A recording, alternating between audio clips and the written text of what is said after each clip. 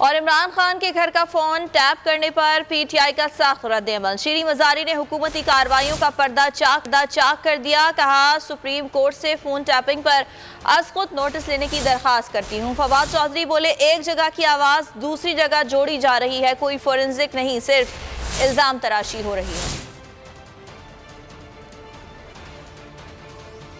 तो इस वास्ते कंटेंट इररेलेवेंट है। जो भी था उस ऑडियो का, असल इशू है वायर टैपिंग जो इलीगल है, गैर आईनी है। ये प्राइम मिनिस्टर की सिक्योर लाइन की टैपिंग हो रही है, जिसकी टेक्निकल कैपेबिलिटी सिर्फ और सिर्फ इंटेलिजेंस एजेंसीज के पास होती है, आम शहरी के पास नहीं होती। कि उनको क्योंकि इमरान खान के खिलाफ कुछ नहीं मिल रहा करप्शन के हवाले से, तो वो उनकी फैमिली पे टारगेट करें। जो फोन टैप जो है वो पाकिस्तान में हो रहे हैं, वो रिलीज किए जा रहे हैं और कोई उसके ऊपर जो है वो चेक नहीं है। एक जगह से आवाज को लिया जाता है, दूसरी जगह जोड़ा जाता है, दूसरी से तीसरी जगह जोड़ा जाता है। आज आसफ ने ट्वीट की कि पीटीआई ने डोनाल्ड डू के साथ हमने जाके कोई माफी की है या वो बात की है। परसों इमरान खान लाखों के मजमे के सामने अपना पॉलिसी बयान दे रहा था, उस वक्त आप क्या बहरे हुए थे? उस वक्त आपने अपने कानों में क्या रुई दे ली थी कि आपको समझ नहीं आई कि इमरान खान क्या बात कर रहा है?